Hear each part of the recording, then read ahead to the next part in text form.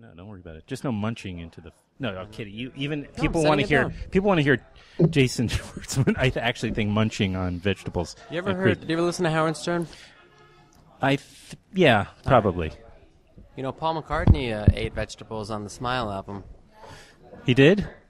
That's what they say. Is that Smile album? Is that the Brian Wilson album? The Beach Boys that he... How was that? They say that was amazing. I'm glad I knew that reference. They say that he there's a song called Vegetables, and they say that he chewed a piece of celery. Okay. Anyway. This is my Smile album, clearly. Yeah. Do you remember that we met very, very, very briefly? Your badge was laying around in this lounge at South by Southwest in Austin, Texas. Yep. And then I saw it in front of me. Yep. And there was a momentary urge of theft, which passed quickly. And then you walked in, and I gave it to you. You wanted to take it? And I gave you my card. I said, I do this podcast. This is like 2 months ago. I know, we're doing it. How's that? I know, it makes me happy. It makes me happy. But you're nice saying... Officially. You have an urge to steal... It was just a temporary thing. I think there's an impulse to, like, oh, this is Jason Schwartzman's South by badge. I think I'll take it because that would be an interesting topic. Then I'd have to explain why I have it, and people would know instantly that I stole it. So that part of that's not even conscientiousness. It's just fear of getting caught. Right. It's not even a good impulse. No, I wouldn't have taken it, of course. Anyway, and then on the steps again, and then I said, "Let me." Yeah. All right. No. So. I know. I'm very happy to be here.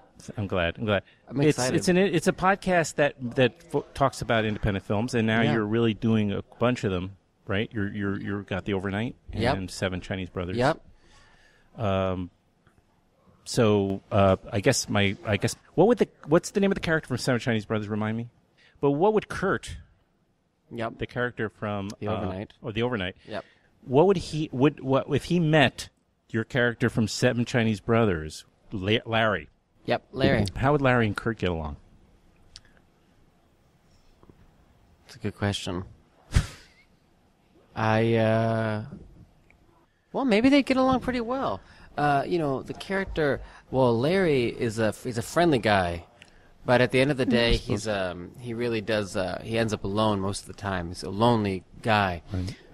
And he's a guy who, he's a kind of a slow burning alcoholic. So he's not like a binge drinker, but he's drinking a lot slowly. Right. But he does end up alone, and I don't know if it's just because the people he's around at a certain point go home and call it a night and he's by himself. And the only reason I'm saying that is because the character of Kurt is a real gregarious person, and so maybe they would get along because like Kurt would do a lot of the work for him. You know what I'm saying? Like a lot of he would make the plans. He's the kind of guy that would say, "I'll come pick you up. You wait right there. I'll come get you." But I feel like Larry's a little less motivated. So maybe it'd be a good relationship. Yeah. But they live in two different kind of worlds where Kurt's a L.A. entrepreneurial type of guy, and Larry, he's a really just kind of like lonely dude. He doesn't have a family or really anything, so. One's much more engaged in the world, and one's much less. But that's the thing. Where do you fall in real life? Like, which do you kind of associate more with? Probably in the middle. I mean, I like to be alone, or with my family, but alone with my family, hang out with my family, and Kurt seems like a real host, dinner party type of host guy, and I don't have people come over, and Kurt wants to have people stay at his house for a long time. He's like, his whole thing is like, don't leave my house. And I would be a little bit different than that. So I think that I would be like Larry in terms of wanting to just hang out with my dog, but minus the he's a very unmotivated person, and I'm lazy, but I'm motivated. I mean, I am a lazy, naturally a lazy person.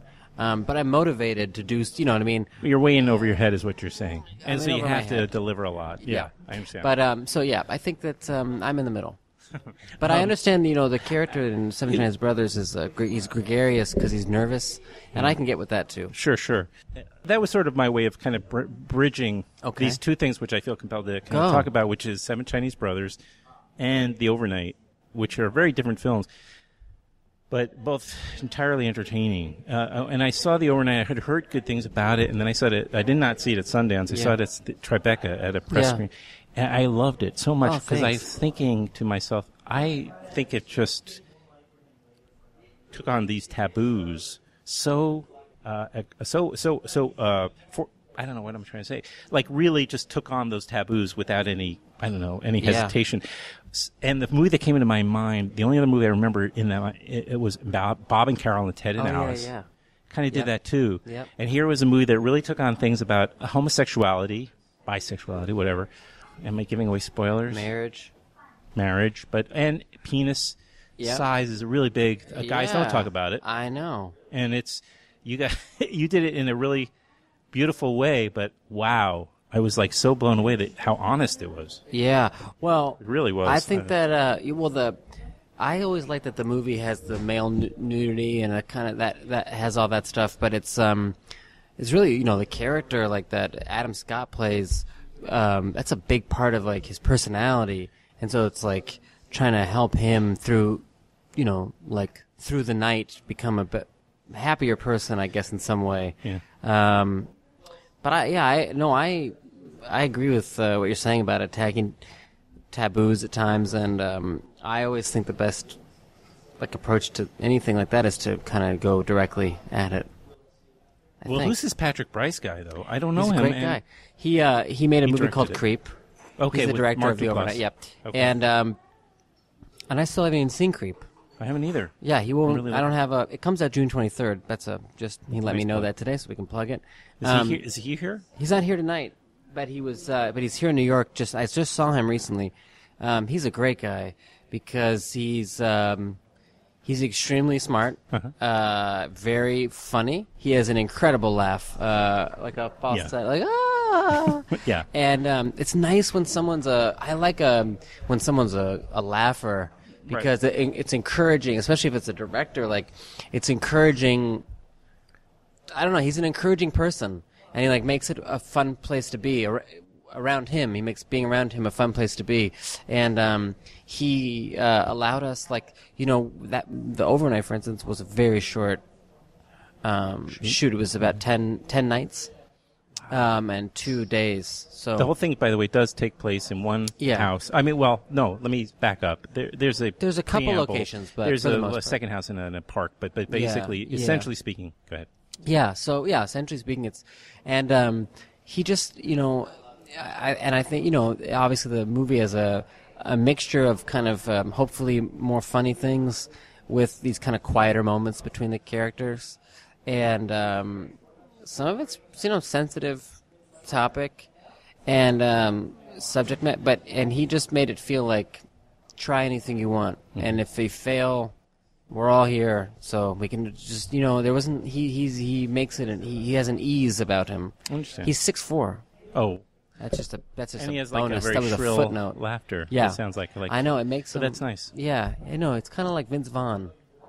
How Vince Vaughn's big, tall man, but has that great laugh. Mm-hmm. Yeah, right. It doesn't quite fit, but it means that it humanizes him, and it makes him identifiable. Yeah. Did you love the movie Swingers? That was a life changer. Sure. Yeah, it was a great one. It was incredible. I loved it because we can all, like most guys, could relate to it. I know like that. And then seeing Heather Graham. I know. And just thinking, God, look at those eyes. I know. We all fell in love with her there, right? I know. I did, and I fell in love with Vince Vaughn. Yeah, and Vince Vaughn too. He was amazing. Yeah, it was. That movie was that performance is truly a great one, I think. Does that kind of like those kind of moments where you still obviously it still resonates rather? Is that why you kind of keep returning to films like Seven Chinese Brothers, by the way, which is a pretty small film. I mean, considering what movies that you've been making or could be making, Bob Byington's film is relatively small. I mean, but then you get those moments in those films. Yeah, that's a good. I mean, I don't actually like. You don't think about it in those terms. Well, I'd also like. I mean, compared to Bob's movie, I've worked on bigger movies, but I've never I've never been on, like a movie that's like one of these like huge types of action type things that you hear about. You hear stories or you see the making of things, and it's just like the making of is the budget of the making of is bigger than the film. Yeah. We're talking about Bob right now. Yeah. There's Bob. I'm going to be here for a few minutes. Oh, wonderful. Yeah. Bob Byington. Come over. Awesome. Yeah. Well. But talking to the mic either when you're talking. No, I think that I didn't. I don't. Well, it's not like a movie. Like Swingers or something. You go, great. That's a great movie, and I want to be in movies like that, or I want to work in independent film because of that. But I think more than anything, I just I love movies, and I love music, and I love anything where I feel like there's a story or someone's making something that that they believe in. And Bob just left already. He didn't even answer a goddamn question. But obviously not everyone makes these types of things, directors or movies, and it's very hard for an actor to get in. Like some movies, you love the script. And then they're not even. You can't make the movie. There's no funding. So it's very hard how these movies come together. A movie comes together, and so I just feel I can't try to figure it out too much. He's leaving again. No, he's coming back. What happened? He's got it's a big evening, and I don't blame you for being real. Are you excited for tonight's screening here at Rooftop Films? Films? The people outside, and There's a lot of people out there. Yeah, I've heard Wow. good things about the series, and yeah, of course. Have you been to Rooftop Films before? No. Really? Oh, okay. I'm sorry. This is great. I love this venue, even though they've moved on to other venues. But this is their flagship kind This of. is the headquarters. Well, it's where their Rooftop Films is just down the hallway, their offices, and then this is like the place where they've done most of their screenings over the years. But they've moved since to like down the street and everything. Bob, so we're eligible for grants now that we. yeah, basically. Grants are great. But Olympia gets to decide who gets what. Olympia's eligible now for a grant. Yeah. Bob's been on the show. He's been on. Yep. Yeah. I was just saying that we were talking about the fact that Jason's still we were talking about Swingers, by the way, as like one example of a movie where Isn't that a great it's one? an incredible You film. like that movie? Of course. Everyone liked it. Yeah. I saw it in Telluride. Mm-hmm. But It had a then huge impact on the audience at the North American premiere. It did? A huge impact. talking to them. 800 people. It just played through the roof. Yeah. So entertaining and funny. You ever have a thing? Vince Vaughn, can you imagine seeing Vince Vaughn the first time with 800 people in the dark? Just like it was nuts. That's what we were talking about. It was nuts. Like I remember seeing that movie and it Where'd you see it first? Do you remember? in Westwood, just theater in Westwood, Mhm. and but I remember seeing it, and the Jon Favreau character, I could really relate to that thing, right? What he's going through, and he was an example of this is a good guy, and he's trying to do the best he can. And at the time, I was struggling romantically with this girl that she didn't see me as a threat, and by a threat I mean a possible boyfriend. And so I took her to see Swingers with me as a kind of way to say, see? This is shorthand. Yeah, Yeah. it was kind of like it was an example of how I was feeling in some way. And I like when a movie can do I like when anything can do that for you. Had you started making films then, Bob, when you saw at Telluride? Not really, no. No? No. But what were you doing there? I worked at the festival. Oh, I see. Okay. Well, you've since made at least 20 or 30 amazing feature films. So I don't want to interrupt. I want to say you're not hi, interrupting. and, But Bob is like a brilliant filmmaker, and How much time you got? excuse me. I said, "What's wrong?" He said, "How much time do you?" Oh, I see. What do you, or right? The key thing is what have you got? Right? Isn't that the line? Well, There's owner Trickell we're- over there. that's right. We're in the room. Let's see, with Owner, and we just hi Owner. Come on over and say hi too. Jason Schwartzman, Bob Byington. This is like my dream. So his book, he wrote a book called Rainstack. Who? Owner. Children's book. Oh yeah, I read it to my kid. Of course, Jacob has that. He loved it. Jason, will you plug it? My daughter loves it. Yeah, Jacob. How old's your daughter? 4.5.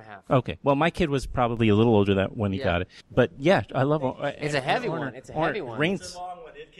It's not long. No, not about the lumage. It's a heavy.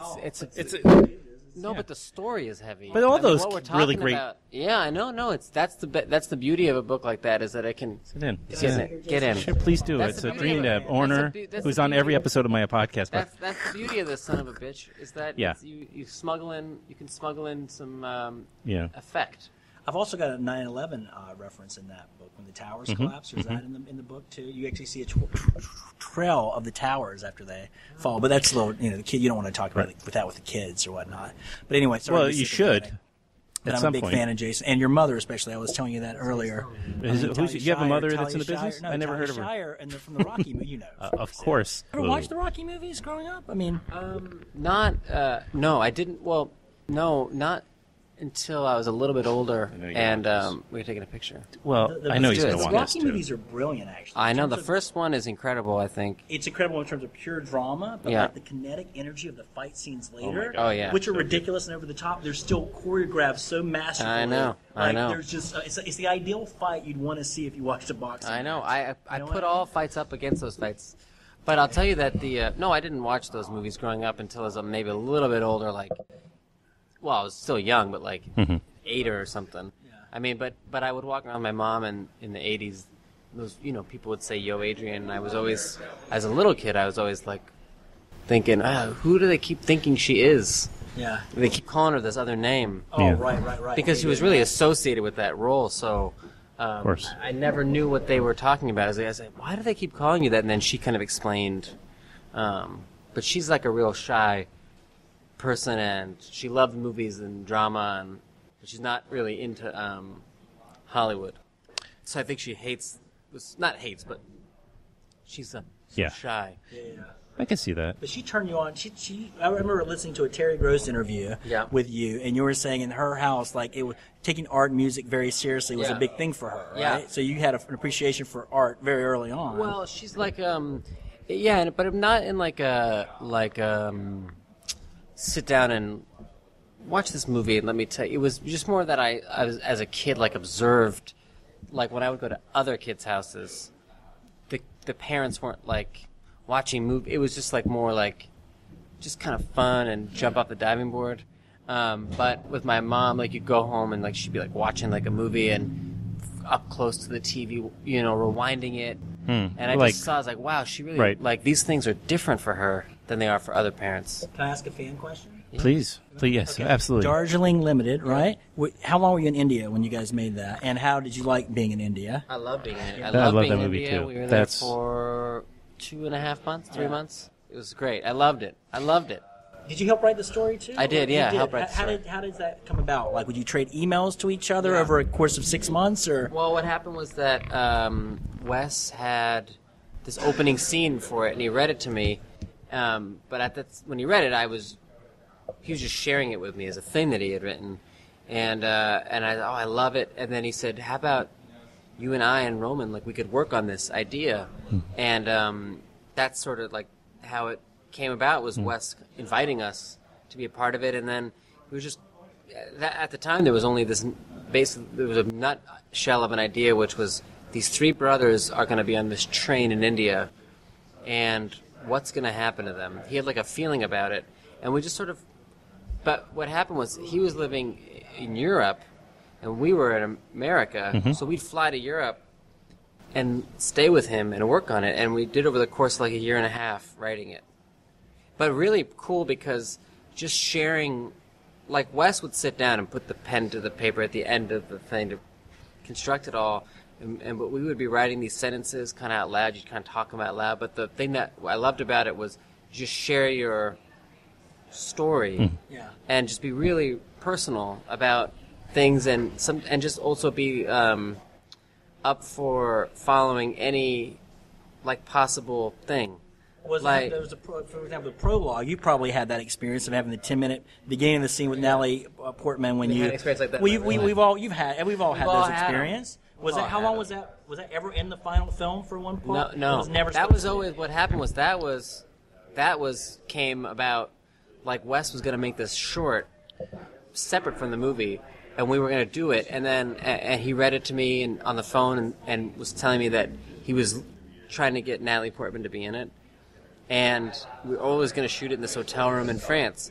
And then, but at the same time, we were writing Darjeeling Limited. And then he said one day, he called me and he said, "I have an idea.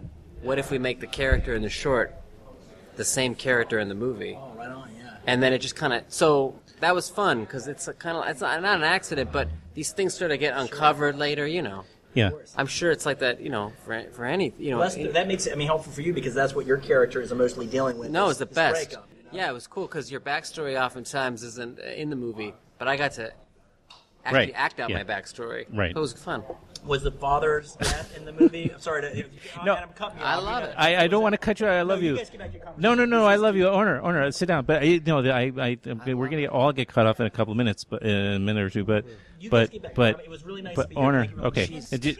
Love this I know. guy. Me too. We're going in a little bit to have a drink. Yeah. And I wish I could join you, but I have love my that son. guy? I do. I was in one of his movies actually. this guy. I was in one of his movies. He Which directed one? me. It's called Richard's Wedding. He made it right before Summer of Blood. Oh wow. See it. Please see it. I and will. then you see. He's a great. He he's is. a great man. He's a great director. I never met him in person. That's the first night, but Mm-hmm. he sent Rainstack, so I knew him through that. Okay. Yeah. And he's really he's great, and he loves people and he loves filmmaking. Yeah. So he's really inspirational. feel it. Yeah. He's You in can it. smell it. Yeah. He's in it. He's really in it. Yeah. We're gonna get cut off in a minute. And I probably didn't get to a fraction of the kind of stuff I would love to talk about, but that's Isn't okay. that okay that we can have it to be continued? Yeah, that's perfect. I'll always talk. Thank you. I love appreciate talking it. to you. Well, you probably have done so much more bigger podcasts, but Howard Stern apparently. I wasn't on Howard Oh, Stern. you were not. You were I just was referencing on Howard an Stern, episode. But then when you didn't know the reference, I didn't want it. But there's No, I was kidding. He has a I guy, mean, do you love Howard Stern? Well, I've gone in and out. I don't have Sirius, Well, so I don't. recently, basically I was just talking about chomping on the mic because there's a guy he has on the show who does this great David Letterman imitation. Yeah. And this guy was recording some bits and stuff for Howard Stern in a recording studio, but they had left the mic on, and it was 5 a.m. He was by himself in there eating chips and drinking Coke at 5 a.m. And they just play the sound of him eating, and it's so disgusting, but also so addictive. I couldn't stop listening to it. Sure. And I was thinking about that the other day because someone who's chewing very loudly, it can be off-putting, but isn't it weird how sometimes it can be so nice? Yes. I can't describe it, but I was on a plane yesterday. I was in Mexico City, believe it or not. I believe it. And sit next to this guy, and he just had such a sweet, you meet people, they just got a good sweetness about him. He was a sweet man, and I was on the plane, and I heard him eating these chips, and anyone else eating them, it would have been really disgusting to me. Yeah, really gross. But it was so nice that actually I had headphones in my ear, which is good. That's where they're supposed to be.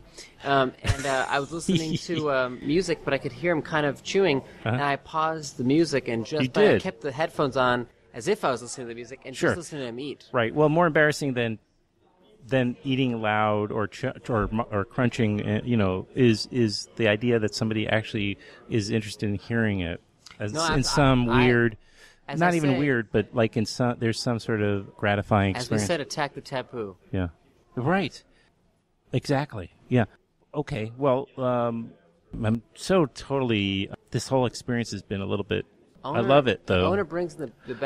No, and Bob, we're winding it down. I'm getting hand signals from publicists, Don't worry about the hand signals. I know it by now, but still, I'm trying to be respectful too. Those aren't my hands or my signals. Okay. No, Owner and I, we go, and he's been on this podcast 5 times. Oh, and people love when we do a show together because, everything, it's like anything goes.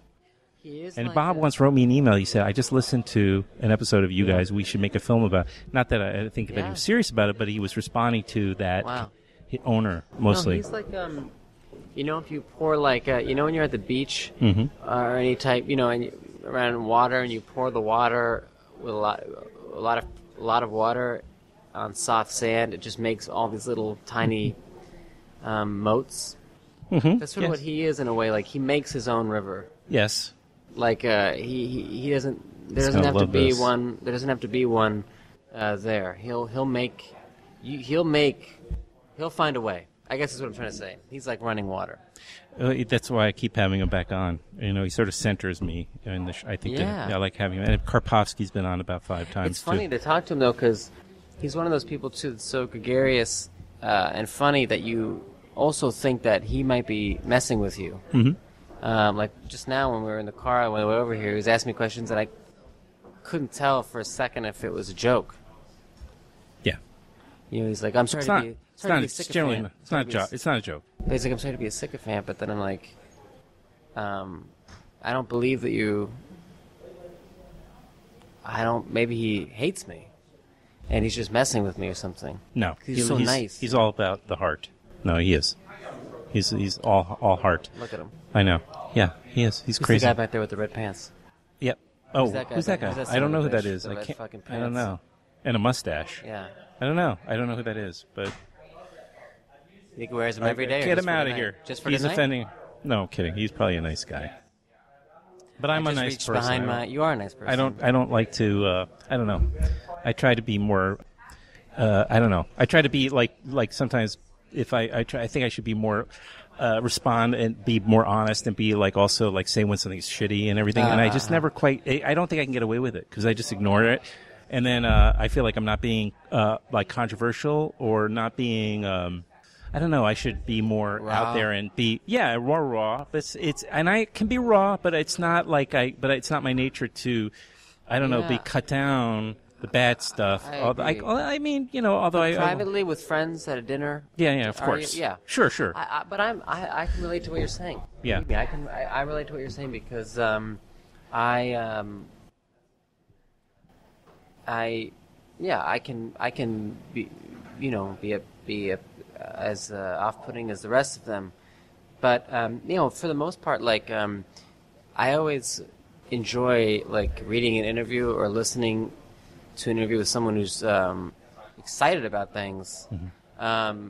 They could easily tell you how they're uninterested, but when someone like does their best to try to like tell you about something that they're into, that's gives more possibility to someone else. I agree. So Yeah. Seven Chinese Brothers is here. We're seeing Yeah. Seven Chinese Brothers. tonight. And there's their theatrical for that, by the way? What day is that, Caitlin? Okay, I'm sorry to put you on the spot. Well, I'll put it in the August intro. 29th? August 29th? August, Okay, is that that's a right? way off. All right, August makes 29th? sense. And then June 19th. 19th for Overnight. the overnight, which is the Orchard is just Yep. is. Nice And people over there. yeah. Did you meet somebody named Danielle? Yeah, Oh, she's an old friend of mine. Yeah. Yeah, she's lovely. yeah, that's good people. Jason, thank you. And Thank if you. you will come back on, I'll, of course. I It can will, even be man. on No, I don't prefer care. when anything is In person. it's much better to not get to anything that you want to talk about. I agree with that. It's just exactly the kind of show I would like to be doing more fun. of. Kidding. We're done. Jason, just going to say, we'll just need a second. Just one more second. We're almost love done. it. I cut it off like 10 minutes ago. He's the best. He just doesn't shut up. Son of a know. bitch. I'm sorry. Speaking of which. crazy. And your band was called... I was in a band called Phantom Planet. Fan of Planet, which And- I was at Sony Music, and we distributed that album. At least two of them. Yeah? I think maybe Who two. were you working with over there? I worked for the advertising department, and like they had an internal graphic production department. But during the time it was in the '90s and Wow. then into about 2006. Yeah. And we released That was at the least transition. yeah big time. That you were there for the. I was there from Shit. all the way down, and I got laid off ultimately. And fortunately, Did you know Harvey? Harvey, Harvey. Maybe. Tommy Mottola. No, not No, Tommy I'm kidding. Mottola. Around. Yeah, I knew a Harvey. Wait, I don't. Harvey Leeds. Yeah, I did. I the didn't meet best. him. He said something to me that really blew my mind. I can tell Promise. you off the air. Okay, we're done. sorry. It's okay. talking to me. We'll finish it up I love another it. time. Thanks.